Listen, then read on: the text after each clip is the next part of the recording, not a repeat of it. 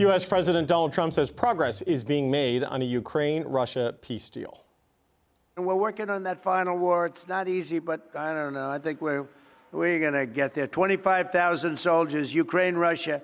In the last month, 25,000 soldiers have died. So I think we're getting very close to a deal. We'll find out. Donald Trump proposed his 28-point peace plan last week. He has since said that the plan has been fine-tuned and that only a few points of disagreement remain. Now, the original U.S. proposal, drafted without Ukraine or Europe at the table, required Ukraine to give up parts of its land along the eastern border with Russia. You can see the current war front line on this map. The regions highlighted in red would potentially be ceded to Russia. Ihor Michalchyshyn is the CEO of the Ukrainian Canadian Congress. We've spoken to him throughout this conflict, and he joins us now. Ihor, it's good to see you again. Thank you, sir. For the invitation. The U.S. and Ukrainian representatives, they met over the weekend, and the White House called it highly productive and resulted in a refined peace framework. What's your assessment of this peace plan? Well, we're down from 28 to 23 to, I think, now 19. I think the positive is that Ukraine is part of the conversation, part of the direct negotiations, pushing back against the American pressure. As Zelensky has said, as we have said, occupation of that map, as you showed, is not peace, and that would not be an acceptable peace for the Ukrainian people, and that's not why they're fighting. So I think the pressure needs to be on Russia, and it's a bizarre situation where we see the American administration, copying and pasting Russian demands from 3 years ago and floating them again.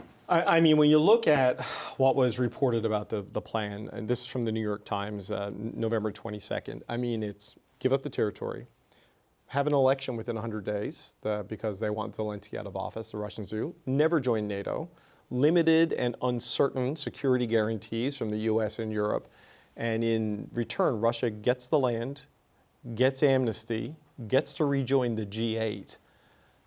That is a reality that seems difficult given the posture and foreign policy of Western countries, with the exception of the Trump-led United States over the last number of years. Definitely. We've seen today this coalition of the willing, which Canada is part of, intervene. The EU, last week and throughout the weekend have been there as Ukraine's partners. And, many of these negotiated points don't involve Ukraine.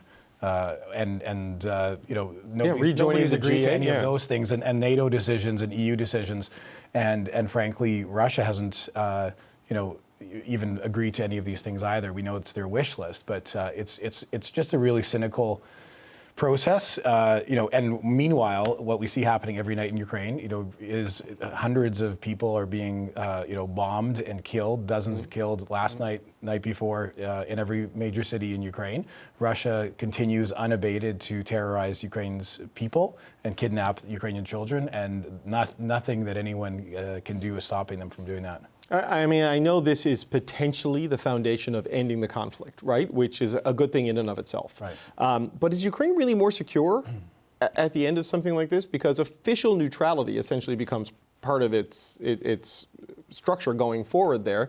Moldova has something similar to this, and we've spoken to Maya Sandu on the show, the president of Moldova, and they were deeply worried that if Ukraine went there next, because without NATO's backing, it's just they have this Russian Transnistrian territory in their area.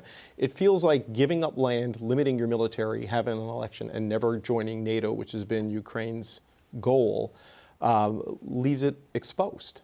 Hasn't always been Ukraine's goal, and I think that the reminder, Ukraine was neutral in the sense that it was not part of NATO before, and that didn't prevent Putin from invading. So I think we are watching the cycle of history repeat itself. These demands for capitulation, essentially, and surrender are not going to fly with the Ukrainian people, who are fighting bravely and who are enduring this.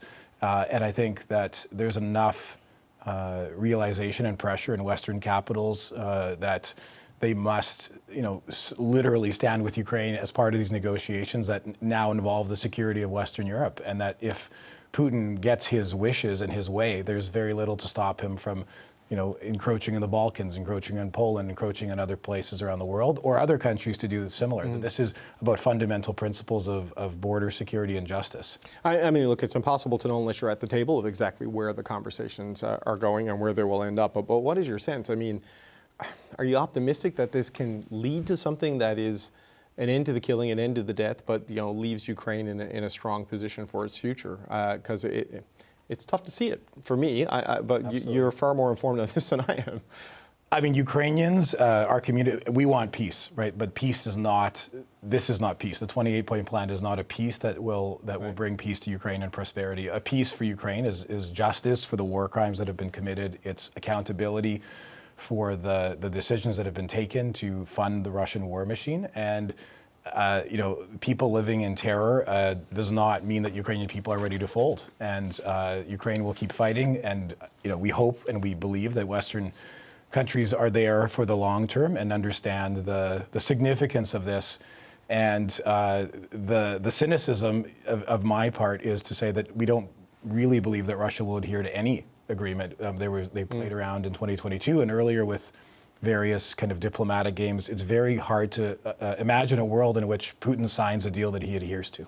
Yeah, they got away with Crimea, and so now. But if you look at what is there, the strength of the Ukrainian military would be capped. All parties would receive amnesty for their actions during the war. So the kidnapping of children, as you talked about, the deliberate targeting of civilian infrastructure. These are war crimes under the International Criminal Courts. But Moscow would also receive gradual relief from sanctions and be reintegrated into global trade. And as I said, Moscow would be invited to rejoin the group of 8 nations. So the G7, which we just hosted in Banff, Vladimir Putin would be invited to that the next time that group meets. I mean, this is a roadmap for Russia to reintegrate itself into the community of nations in good standing, it seems. Absolutely, that's their strong desire. They push it on the cultural front. They push it on the Olympic front. They push it on the economic front. They do feel that pressure. I think what we're asking Canadian politicians to do and international leaders to do is push back on Russia. They do feel the sanctions. They do feel the isolation. Not enough. That has not stopped them from importing Iranian and North Korean weapons and drones, as it is not enough to stop funding their oil and gas revenue. And so the determination of the West has to be redoubled. This example, if anything, has showed us that Russia is determined to keep playing this war, the way that it wants to, and it will not give up. It will not strategically change its mind, and it will not be defeated if we don't help Ukraine defeat it. But when you listen to the words of the U.S. president, just as a final point, I mean, he has long had a fatigue with the idea of foreign wars and entanglement in foreign wars. There is this quest for the Nobel Peace Prize that seems to be there. He seems determined to get this over with one way or another. Right. So what does that do to the strength and position of Ukraine and the coalition of the willing if the U.S. is eager to just see this end sort of kind of as quickly as possible? Well, I think that President Zelensky and the Ukrainian government have played it well. They have signed a ceasefire deal as pressured by the U.S. We've not seen Russia sign anything or endure any punishment as a result of that. So I think Ukraine has said to the president, you want peace, we want peace, and this is the kind of peace we can accept. This is what peace looks like for Ukraine. And they have not ever disagreed with him, but they have shaped, I think, the way that the word peace is put down on paper in terms of the end result. And I think that Europe literally understands how the reshaping of borders will affect it in the future, and as does NATO. So we hope that the Ukrainian government is there. We know they're there vigorously pushing with their allies to get the best kind of a deal that their people can live with. Ihor, it's always good to see you. Ihor Michalchyshyn, the CEO of the Ukrainian Canadian Congress. Thank you for your time today, Thank you. sir.